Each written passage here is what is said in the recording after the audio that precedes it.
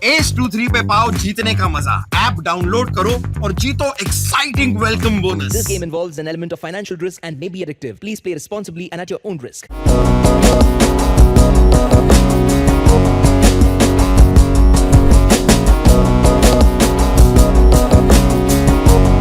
नमस्कार, मी रुचा कानोलकर आणि तुम्ही पाहताय एबीपी माझाचं वेब एक्सक्लुझिव्ह. आज आपल्यासोबत संदीप चव्हाण सर आहेत.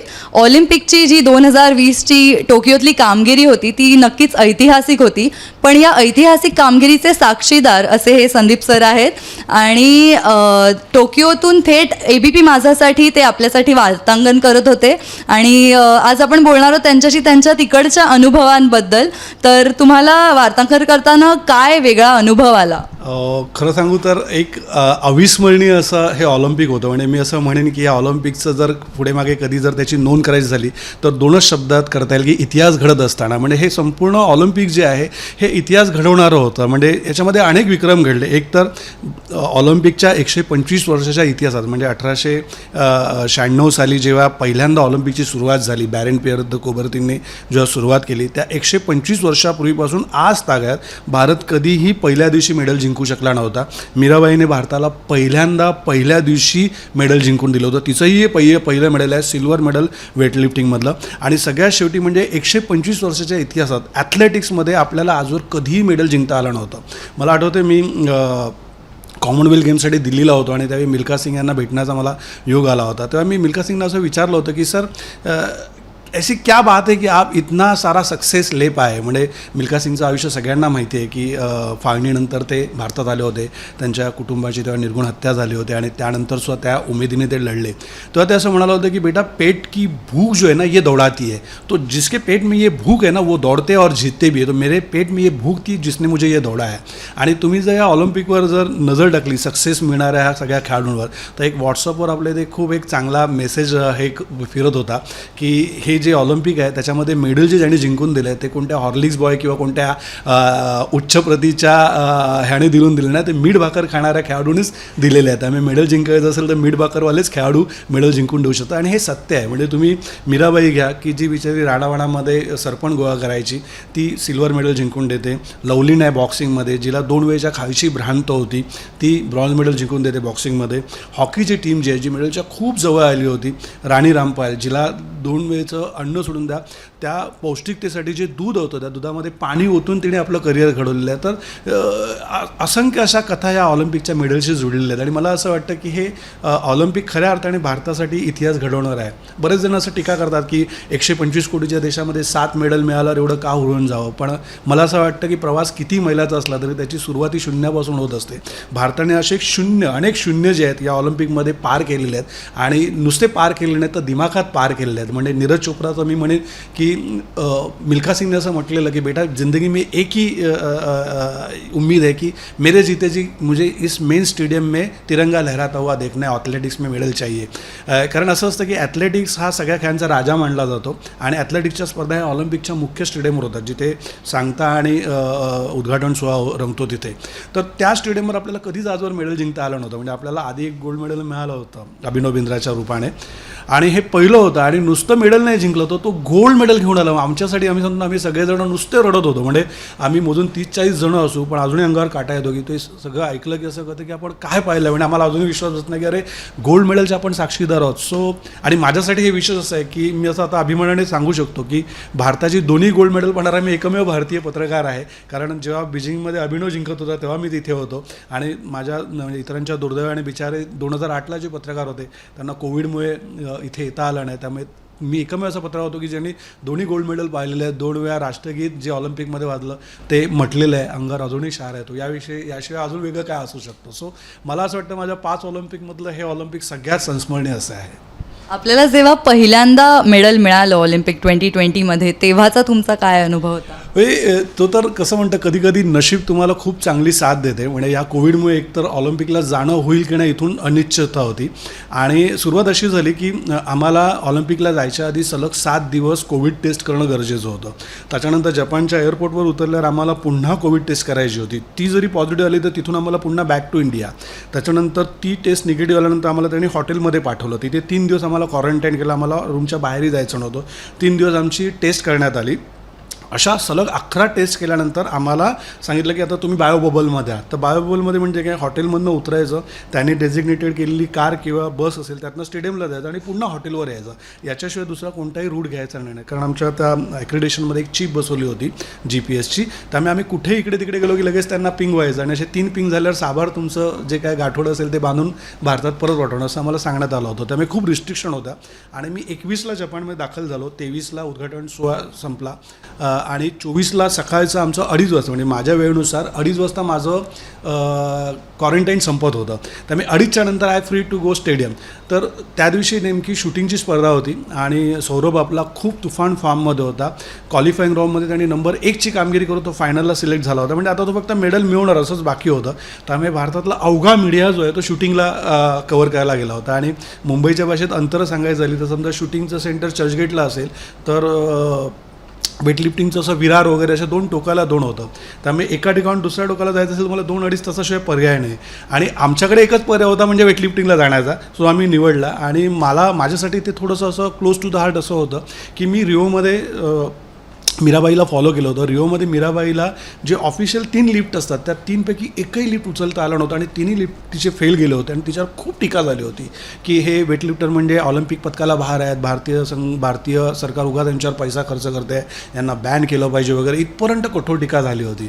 म्हणजे दुसऱ्या दिवसा कोणी खेळाडू असता तर मोडून पडला असता. पण मीराबाई आहे ती एवढी ग्रेट आहे की ती नुसती उसून आली नाही, तिने 1 वर्ष आधी वर्ल्ड रेकॉर्ड केला त्या खेळामध्ये आणि गेली आणि सिल्वर मेडल जिंकलं. आणि आमच्यासाठी तसं थक्क करणं होतं. आणि मला अजूनही माझ्या अंगावर शहार येतात की त्या प्रेस कॉन्फरन्सला मी आणि माझा एक कलिग होता, आम्ही दोघंच जण मराठी तिथे तिला विचारणारे. ती बिचारी कावरी वावरी, कारण सगळे जगातले पत्रकार कोणी इंडियन चेहरे दिसत नाही आहेत. तर आम्हाला बघितल्यावर तिलाही थोडंसं आहे असं वाटलं. तर तिला पहिला प्रश्न विचारण्याचा बहुमान मला मिळाला. मी तिला विचारलं तर आम्ही तिला असं प्रश्न विचारला की आजवर नॉर्थ ईस्टची ओळख जी आहे ही मेरी कॉमची नॉर्थ ईस्ट म्हणून ओळखलं जातं. आता तू मेरी कॉमपेक्षा जास्त उंचीचं सिल्वर मेडल जिंकलेलं असतं, याच्यापुढे तुझ्या नावाने सगळं नॉर्थ ईस्ट ओळखलं जाईल. तर ती एवढी गोड म्हणाली. म्हणजे खेळाडू किती डाऊन टू अर्थ असतात. ती म्हणले नाही म्हणे, जोवर चंद्रसूर्य आहे, जोवर ऑलिम्पिक खेळलं जाते तोवर नॉर्थ ईस्टची ओळख ही मेरी कॉमचंच नॉर्थ ईस्ट म्हणून ओळख होणार, मीराबाईचं नाही. कारण मेरी कॉमने आम्हाला जिंकणं कसं असतं ते शिकवलं. आमच्यासारख्या ज्या मुली होत्या ह्या मेरी कॉमकडे पाहून आम्ही शिकलो की अरे आपणही जिंकू शकतो. त्यामुळे आमच्यातली जिंकण्याची भूक जी आहे ही मेरी कॉमने आमच्यात निर्माण केली आहे. त्यामुळे आम्ही जोवर आहोत, ऑलिम्पिक जोवर आहे तोवर नॉर्थ ईस्ट हे मेरी कॉमचंच नॉर्थ ईस्ट म्हणून ओळखलं जाईल. मला असं वाटतं की हा जो खेळाडूतला समर्पित भावना जी आहे हीच ऑलिम्पिकला पुढे घेऊन जात असते आणि हे मला मीराबाईच्या रूपानं तिथे पाहायला मिळालं. सो मला आनंद आहे की एका ऐतिहासिक घटनेचा मी साक्षर होतो. आणि आपल्या ABP माझ्यासाठी असं की तिथे आपलं एक्सक्लुझिव्ह होतं, 2-2.5 तास मीराबाईची अणू कोणाकडेच नव्हती. सो ABP माझाच्या माध्यमातून मीराबाईची पहिली प्रतिक्रिया जी संपूर्ण देशवासियांना म्हणजे ABP माझा आणि ABP नेटवर्कच्या माध्यमातून अवघ्या देशवासियांना पाहायला मिळाली. तिलासुद्धा आनंद झाला की आपली पहिली रिॲक्शन जी आहे ती चटकन ऑल ओव्हर इंडिया गेलेली आहे. खूप त्याचं चांगलं व्ह्यूज मिळाले, रिस्पॉन्स मिळाला. सो मजा आला. टोकियोसोबतच भारतात ज्या क्षणामुळे आम्ही फटाके वाजवले, खूप एक्साइटमेंट होती, असा तो क्षण होता म्हणजे नीरज चोप्राचं गोल्ड मेडल. त्या मॅचबद्दल तुम्ही काय सांगाल? तेव्हाचा थरारक अनुभव काय होता? म्हणजे नीरजचं कधी कधी कसं असतं, असं म्हणतात की नशीब शूराला साथ देतं. म्हणजे माझ्या वाक्यावर काही जणांना आक्षेप असेल पण मी यावर ठाम आहे की तुम्ही जर खूप जिद्दीने लढत असाल तर नशीबसुद्धा, म्हणजे ते शाहरुख खानचा डायलॉग आहे ना की जब कोई दिल की बात पूरी कायनात उसे पूरी करने के लिए उड़ती. तर मला असं वाटतं त्या दिवशी अख्खी कायनात जी आहे, अख्खा निसर्ग जो आहे तो केवळ नीरजला गोल्ड मेडल मिळावं म्हणूनच काम करत असं माझं ठाम मत आहे. आणि त्याला काही कारणं आहेत. पहिलं तर बघ की 4 तारखेला त्याची क्वालिफाईंग राऊंड होती. 4 ऑगस्टला तुला आठवत असेल त्या दिवशी लोलिनाने मेडल जिंकलं होतं बॉक्सिंगचं. त्यामुळे त्याची कामगिरी थोडीशी ओव्हरशॅडो झाली होती. पण आपण त्यावेळी आपल्या दर्शकांना सांगितलं होतं की हा मॅन टू वॉच आहे. कारण तुला आठवत असेल की ज्यावेळी भारतीय पथक जेव्हा टोकियोला दाखल झालं तेव्हा कुठेही नीरज चोप्राचं नाव त्याच्यामध्ये नव्हतं. मिशन ऑलिम्पिक जेव्हा मेडल विनर प्रस्पेक्टिव्ह खेळाडू जेव्हा म्हणतात तेव्हा नीरजची कामगिरी चांगलीच होती. तो अंडर 20चा वर्ल्ड चॅम्पियनसुद्धा आहे, वर्ल्ड रेकॉर्ड होल्डर आहे. पण त्याचं नाव कुठेही नव्हतं आणि त्याला कारणही तशी होती. कारण वेक्टर नावाचा एक खेळाडू आहे जर्मनीचा जो वर्ल्ड रेकॉर्ड होल्डर आहे, ज्यांनी मेडल जिंकलेली आहेत. आणि नुसती मेडल्स नाही, या वर्षामध्ये तब्बल 7 वेळा त्यांनी 90 मीटरच्या पार भाला फेकलेला आहे. 90 मीटर. आणि नीरजचा सर्वाधिक बेस्ट कोणता आहे तर 88 मीटर जे त्यांनी जकार्तामध्ये जेव्हा त्यांनी गोल्ड मेडल जिंकलं ती कामगिरी त्याची. म्हणजे मी असं म्हणेन की ऑलिम्पिकला त्यांनी जी कामगिरी दिली ती सर्वोत्तम कामगिरी नाही, त्यापेक्षा चांगली कामगिरी त्यांनी एशियन गेमचं गोल्ड मेडल जिंकताना मिळवलं होती. पण जसं मी म्हणतं की एक नशीब तुमचं असतं. 4 ऑगस्टला तो आला, त्याने एकच भाला फेकला. तिथे भालाफेकीचा नियम कसा असतो की तुमचे एक क्वालिफाईंग मार्क असतात, 63 मीटरची क्वालिफाईंग हे होती, त्यानुसार त्याने तो क्वालिफाईंग मार्क पार केला आणि तो क्वालिफाय झाला. एकच प्रयत्नात तो क्वालिफाय झाला तिथे. आणि मग त्याच्यानंतर त्या क्वालिफाईंगमध्ये तो नंबर 1 होता. म्हणजे वेटर ज्या या स्पर्धेमध्ये आहे त्या स्पर्धेला खांद्याला खांदा लावून तुम्ही त्याच्यापेक्षा जेव्हा सरस कामगिरी करता तेव्हा नक्की तुमचा आत्मविश्वास उंचावलेला असतो. आणि मग तो 7 ऑगस्टचा दिवस उजाडला.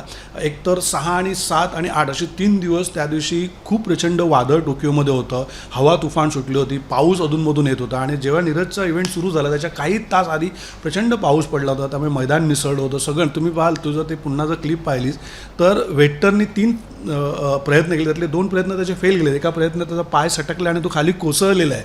तर त्या संपूर्ण ओलसर ह्याच्यावर बरं आपले खेळाडू जे असतात ना, हे सगळे प्रतिकूल परिस्थितीतनं जन्माला पुढे आलेले आहेत. त्यांच्यासाठी निसरडी जमीन ही रोजचीच आहे, त्यांना काय असं आलिशान काही मिळत नसतं. त्यामुळे नीरजसाठी हे सगळं नवीन नव्हतं. त्याला पाऊस माहिती आहे, त्याला चिखल माहिती आहे, कारण तो ग्रामीण भागातनं चिखलातनं भाला फेकून पुढे गेलेला खेळाडू आहे. त्यामुळे त्याच्यासाठी हे रोजचंच होतं, त्यामुळे त्याला काही नव्हतं. पण हे जे विदेशातले खेळाडू आहेत त्यांना कसं सगळं एक वातावरण तयार असतं, हाय क्लास इंटरनॅशनल स्टँडर्डचं सगळं मॅट बीट असतं.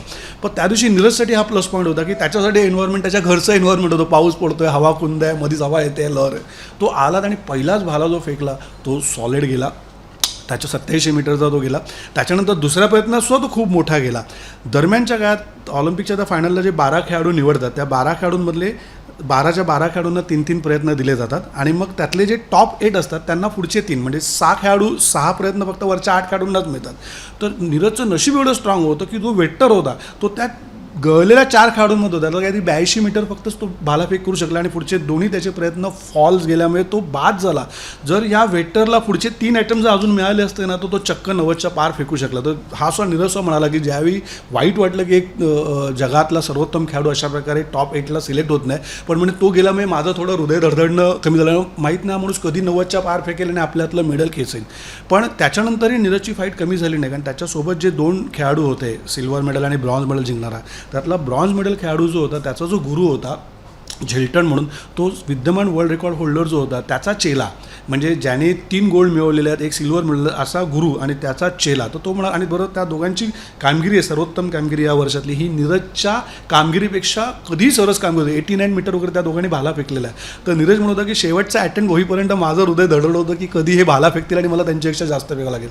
पण मी म्हटलं ना की त्या दिवशी पुरी कायनात जी होती शाहरुखच्या भाषेमध्ये ती नीरजसाठी कार्यरत होती आणि नीरजने तुफान कामगिरी केली. त्याचा म्हणजे असं म्हणतात की बॅरन पियर द कुबर्तीन असं नेहमी म्हणायचं की ऑलिम्पिकमध्ये हारजीतपेक्षा तुम्ही कशी लढत देता ते महत्त्वाचं आहे. आणि ती जी लढत होती नीरजची, ती लढत नीरजला गोल्ड मेडल जिंकून दिलं. आणि मी असं म्हणेन की नीरजच्या कर्तृत्वापेक्षा त्याच्या जिद्दीचं ते मेडल आहे, त्याच्या जिद्दीला सलाम केला पाहिजे. आणि माझ्यासाठी सगळ्यात महत्त्वाचं म्हणजे आता सांगायला हरकत नाही, नीरज हा रोड मराठा जी हे आहे त्याचा वंशज आहे. म्हणजे आपले पानिपत युद्धामध्ये जे मराठे पानिपतमध्ये हरल्यानंतर पुन्हा महाराष्ट्रात परतले नाहीत, ते त्या दिल्ली आणि पानिपतच्या परिसरामध्ये तिथेच स्थिरावले आणि मग त्यांचे वंशज आहेत. तर त्या रोड मराठाचा नीरज वंशज आहे. तर मी त्याला असं विचारलं की नीरज ह्या इंटरव्ह्यू व्हायच्या आधी की म्हटलं तुझी जर परवानगी असेल तर मी तुला रोड मराठाचा प्रश्न विचारू का, कारण मी सुद्धा शिवरायांच्या भूमीतनं आलो आहे, महाराष्ट्रातनं आलो आहे, तर या संदर्भातला प्रश्न विचारलेला चालेल का. तर त्याने एवढं सुंदर उत्तर दिलं. म्हणजे खेळाडू नुसतं खेळत नाहीत तर त्यांचा मेंदूसुद्धा जागेवरच असतो, गुडघ्यात नसतो. तर एवढं सुंदर उत्तर दिलं की 2 मिनटं माझ्या डोळ्यातसुद्धा पाणी. तुम्हाला सरजी अगर हो सके तो आप ये सवाल मत पूछो, क्योंकि त्याने असं ते मेडल घेतलं गोल्ड मेडल. ये जो मेडल आज जो है ना, आज ये मेडल किसी भाषा, प्रांत, जात या किसी स्टेट का नहीं, ये पूरे देश का हो चुका है. तर मी एवढा भारवलं, म्हटलं नक्की विचारणार. माझा खूप इंटरव्ह्यू लागला. रात्री 2 वाजता मी त्याचा इंटरव्ह्यू केला आणि मी थांबलेलो. आणि मला सांगायला आवडेल की फक्त ABP माझ्याकडे तो इंटरव्ह्यू होता 1-2, बाकी सगळ्यांनी त्याचा व्हर्च्युअल इंटरव्ह्यू केला होता. मी एकमेव पत्रकार होतो की ज्याने व्हर्च्युअल असा समोरासमोर बसतो. म्हणजे नीरज अर्ध्या फुटावर तुमच्यासोबत आहे गोल्ड मेडल जिंकल्यानंतर. 125 वर्षात जे जमलं नाही तो करून दाखवणारा खेळाडू तुमच्यासमोर. अशाही शब्दसुद्धा कधी सुचत नाहीत, मेंदू बधीर झालेला असतो, हात थरथरत असतात की आपण काय बोलावं ह्या ऐतिहासिक घटनेच्यामुळे. तर तो इंटरव्ह्यू तुम्हाला भारताला नीरजने जे गिफ्ट दिलं गोल्ड मेडल, त्यासोबतच त्याने तुम्हाला सुद्धा एक गिफ्ट दिलं. तो मी जेव्हा त्याला म्हटलं होतं तो म्हणाला संदीप मुझे इतना अच्छा लगा सर कि आपके पास एक TRP वाला सवाल पूछने का समय था लेकिन आपने पूछा नहीं, तो मैं भी प्रभावित हुआ आपसे और थँक्यू व्हेरी मच. तो मला एवढं मी म्हटलं तू थँक्यू काय, म्हटलं मी तुला थँक्यू म्हटलं पाहिजे, कारण म्हटलं मला 5 ऑलिम्पिक झाले, आता माझं निवृत्तीचं वय झालं. म्हटलं ऑलिम्पिकच्या 5 वर्तमान पण माझं 5 ऑलिम्पिक झालं. नाही जायचं नाही. आणि मग त्यांनी त्याचं टी-शर्ट काढलं आणि त्या टी-शर्ट त्यांनी साईन करून मला ते टी-शर्ट दिलेलं आहे. आहे ज्याच्यावर नीरज चोप्रा असं लिहिलं आहे आणि हा भाला फेकणारा ही त्याची काय म्हणता येईल ना सिग्नेचर झाला म्हणतो आपण. तर असा भाला फेकणारा नीरज चोप्राचं हेच ते टी शर्ट आहे जे त्यांनी गोल्ड मेडल जिंकल्यानंतर घातलं होतं, घामाने डवडवलेलं होतं आणि तो एवढा नंबर आहे. तो म्हणाला सर जी मैं आपको टी शर्ट दे रहा हूँ लेकिन इसमें पसीने की बदबू आ रही है, तो थोड़ा उतना मॅनेज कर लेना. म्हटलं अरे ये बदबू नाही आहे, म्हटलं हा घामाचा दर्पण आहे, म्हटलं हा सुगंध जो आहे तो भारतातल्या तमाम पुढच्या पिढ्यांना मार्गदर्शक ठरणार आहे म्हटलं. तर ही माझ्यासाठी मी म्हणून की हे माझं गोल्ड मेडल आहे ऑलिम्पिकमधलं, 5 ऑलिम्पिकमध्ये मिळालेलं. सो माझ्यासाठी हा आयुष्यभराचा ठेव आहे आमचं की सुद्धा भाग्य एक आहे. खेळाडू आपल्याला त्याची आवडती जर्सी साईन करून देतो. सो माझ्यासाठी हा आयुष्यभराचा ठेव आहे. हॉकीमधली जी कामगिरी होती, हॉकी मेन्समध्ये तब्बल 40 वर्षानंतर आपण इतक्या पुढे गेलो आणि आपण मेडल मिळवलं. तर त्याबद्दलचा तुमचा अनुभव काय होता? तुम्ही लहानपणापासून बघितलं असेल आधीचा जो हॉकीचा जो संघ होता आणि आत्ता तुम्हाला काय त्याच्यात वेगळेपण जाणवलं आणि कामगिरीबद्दल काय? मला लगेच चटकन तू बोलत असताना आठवलं, मी अथेन्स जे माझं पहिलं ऑलिम्पिक होतं त्यावेळी धनराज पिल्ले त्या अथेन्स ऑलिम्पिकच्या भारतीय संघात होता आणि धनराज पिल्ले हा असा एकमेव खेळाडू होता ज्याने 4 Olympic, 4 world cup, 4 Asian game खेळला होता. तर तो ढसाढसा रडलेला मला अजूनही आठवतो. त्याच्या डोळ्यातले अश्रू जे आहेत, कारण त्यावेळी आपण बाद फेरीतच गारज झालो होतो, पुढे पोचू शकलो नव्हतो आणि ते दुःख धनराजच्या हृदयात होतं की आपण भारताला मेडल जिंकून दिलेलं नाही आहे. आणि ज्यावेळी ह्या 41 वर्षानंतर आपण म्हणजे एक वेळ असा होता की भारताच्या हॉकीने सुवर्णकाळ अनुभवला होता. म्हणजे मला आठवतं 1926 आणि 52 साली जेव्हा आपण गोल्ड मेडल जिंकलं ना, तेव्हा त्या स्पर्धेत सर्वाधिक मेडल करणारा, गोल्ड झळकवणारा हा भारत, म्हणजे एकही गोल आपण घेतला नव्हता आणि अनेक गोल आपण ठोकले होते. तर असा हा भारतीय संघ जो होता तो मेडल सोडून द्या बाद फेरीमध्ये जाण्यासाठी सुद्धा झगडत होता. म्हणजे एक वेळ अशी आली या 16 वर्षामध्ये की भारतीय हॉकी संघ ऑलिम्पिकला सुद्धा पात्र ठरू शकला नव्हता आणि तो सगळ्यात निच्छांकी कामगिरी होती. आणि या सगळ्या आणि अर्थात त्याला संघटनात्मक वाद, राजकीय जे हस्तक्षेप या सगळ्यांचा फटका जो होता त्या हॉकीला बसत होता. पण या सगळ्यांना मागे टाकून मनप्रीतने एक संघाला उभारी दिली आणि 41 वर्षानंतर, म्हणजे मी आता 26 वर्ष क्रीडा पत्रकारिता करतो आहे, तर 5 ऑलिम्पिकनंतर मनात असं होतं की कधीतरी, कारण हॉकी आपला राष्ट्रीय खेळ आहे, कधीतरी हॉकीच्या मैदानावर आपल्याला दंगा करता येईल का, नाचता येईल का, मेडल सेलिब्रेट करता येईल का. आणि ज्या पद्धतीने ते खेळलेले आहेत मी म्हणतो की त्यांना आपण सलामच केला पाहिजे. सांघिक कामगिरीचं अत्युच्च असं दर्शन. आणि मी म्हणून आपला जो गोलकीपर होता श्रीजेश, त्याला त्याचं ती चीनची भिंतसुद्धा त्याच्यापुढे थिटी वाढावी अशा प्रकारचं त्याचं गोलरक्षण होतं. आणि माझ्यासाठी ते खूप सहृदयी आहे, कारण त्यातला दिलप्रीत जो आहे सगळ्यात उमदा खेळाडू, सगळ्यात यंगेस्ट खेळाडू टीममधला होता. त्याने त्या मॅचची आठवण म्हणून मला एक टी शर्ट त्याने त्याचं साईन करून दिले आहे. तर दिलप्रीतची सही माझ्याकडे आहे. सो मी आता असा भाग्यवान खेळलो की माझ्याकडे जेव्हा एशियन गेममध्ये आपण पाकिस्तानला हरून गोल्ड मेडल जिंकलं होतं तेव्हा सरदारांनी सही केलेली टी शर्ट माझ्याकडे आहे. आणि आता हे टी शर्ट, असं माझं घर आता एक वस्तू संग्रहालय झालं, मला हरकत नाही. आणि ह्या लाख मोलाच्या ठेवी आहेत माझ्यासाठी की ज्या मी आयुष्यभर जतन करून ठेवणार आहेत. पण मला तुला एक सांगायला आठवेल की महिलांची हॉकी जे आहे त्यांचं मेडल हुकलं आहे, पण त्यांनी हृदय जिंकले आहेत. आणि मी असं म्हणेन की आतापर्यंत भारतीय महिला हॉकी संघ 3दाच फक्त ऑलिम्पिकला पात्र ठरला आहे. एकदा 1980, एकदा रिओला आणि आता 1980ला जेव्हा भारतीय हॉकी संघ तिथे पोचला तेव्हा त्यांच्यावर फक्त 2च माणसं होती, एक कोच आणि एक मॅनेजर. यावेळी जेव्हा भारतीय महिला हॉकी संघ जेव्हा टोकियोमध्ये आला होता त्याच्यावर 7 जणांचा सपोर्ट स्टाफ होता. त्याच्यामध्ये फिजिओ होता, मेंटलिस्ट होता, स्ट्रॅटेजिक करणार होता, असे 7 जणांचा चमू होता. आणि का शक्य झालं तर ओडिसासारखं एक राज्य सरकार 150 कोटी पुरुष आणि महिला संघांना स्पॉन्सरशिप देते, त्याच्यामुळे शक्य झालं आहे. आणि मला असं वाटतं ही खरोखर उमेदीची गोष्ट आहे. आणि अशा प्रकारे जर अनेक जण जर पुढे आले यांना मदत करायला तर नक्की त्यातनं आपण एक चांगला असा विजय घडवू शकतो, हे भारतीय महिला हॉकी संघाने दाखवून दिलं आहे. आणि एक महिला संघाची आठवण मला आवर्जून सांगायची आहे. त्यांच्या कोचशी आम्ही जेव्हा बोलत होतो तेव्हा त्या कोचने सांगितलं की जेव्हा 16 जणी म्हणजे 16 कथा आहेत, सुरस कथा आहेत की प्रेरणादायी कथा आहेत, तर म्हटलं की जेव्हा आम्ही यांच्याशी बोलायचो तर ह्या सगळ्याजण अशा खाली मन घालून ऐकायचं. तर मला असं वाटायचं की माझा ह्या इन्सल्ट करतायत का, किंवा यांना मी सांगतो ते काही कळत नाही आहे का.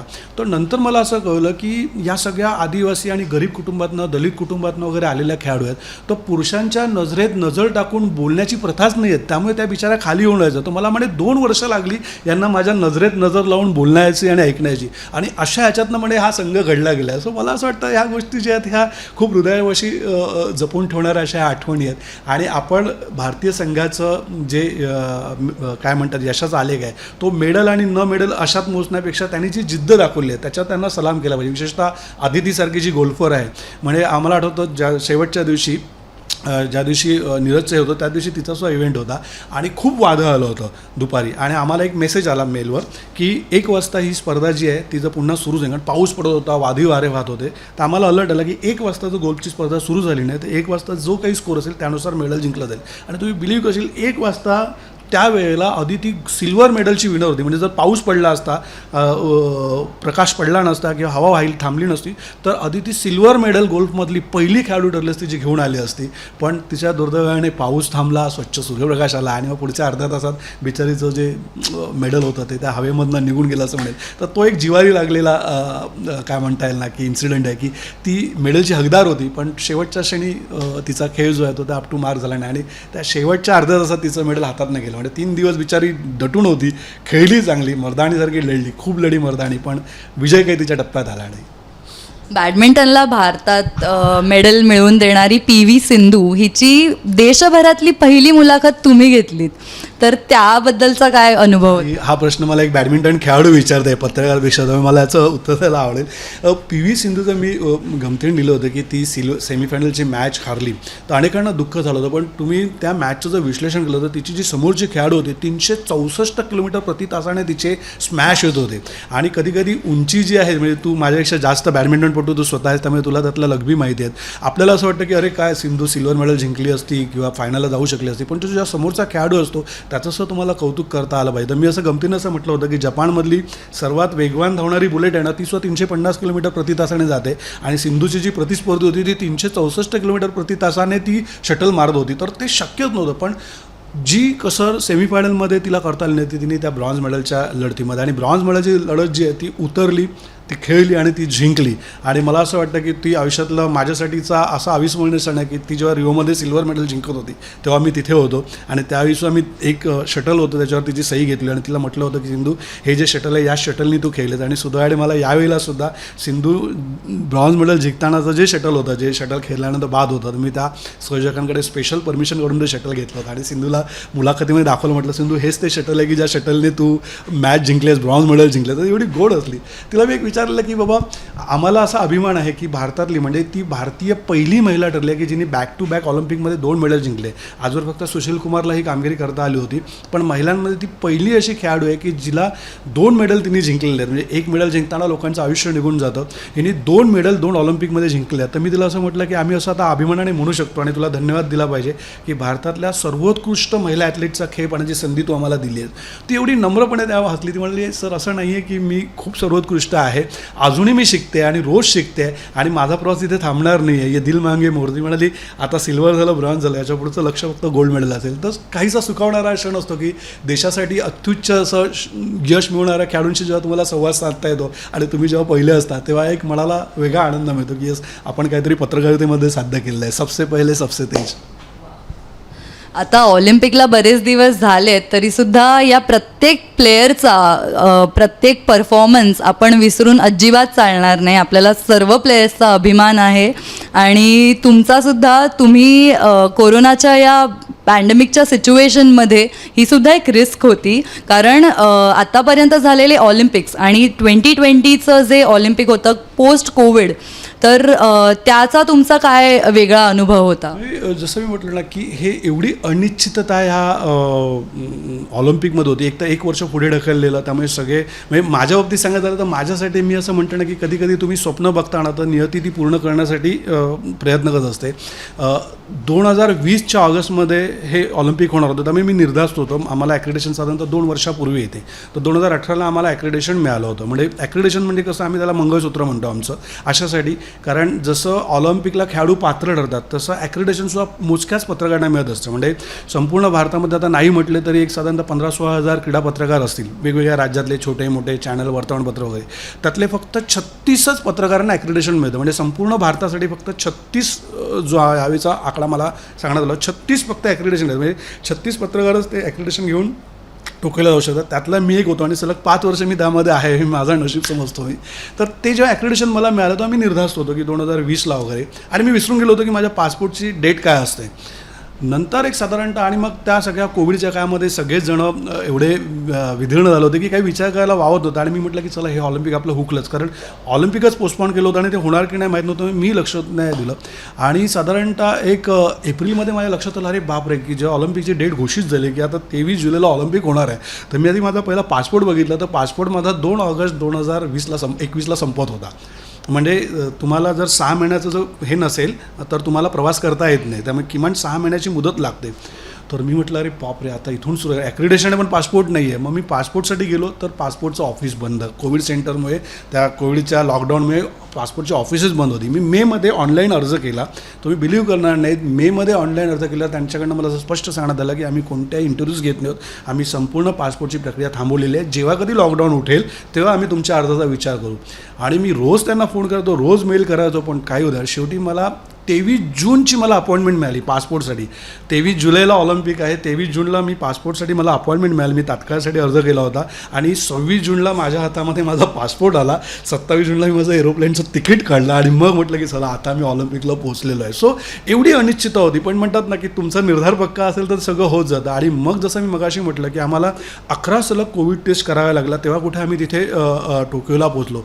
पण त्यातही आम्हाला सांगण्यात आलं एअरपोर्टवरून उतरल्यावर की तुम्ही ज्या एरोप्लेनमधून आलेला त्या एरोप्लेनमधला कोणताही प्रवासी जर पॉझिटिव्ह आलं तर तुम्हाला 15 दिवस आम्ही हॉटेलच्या बाहेर पडू देणार नाही. तो आम्ही 15 दिवस ना सर हृदयावर हात ठेवूनच रोज झोपायचं की सुदैवाने कोणी पॉझिटिव्ह येऊ नये आणि आम्हाला काम करायला मिळावं. पण टचवूड, ज्याला असं म्हणतात ना की सगळ्यांच्या शुभेच्छा होत्या तुमच्या, काही झालं नाही आणि आम्ही सुखरूप जसं गेलो तसं एक हाती सिंगल बॅग परत आलो आणि खूप अविस्मरणीय आठवणी घेऊन आलो. सो माझ्यासाठी हा खूप थरारक असा क्षण होता. म्हणजे मी असं म्हणेन की जी पत्रकारांची अवस्था होती, जे रूल्स अँड रेग्युलेशन पत्रकारांना होते तेच खेळाडूंना असं होते.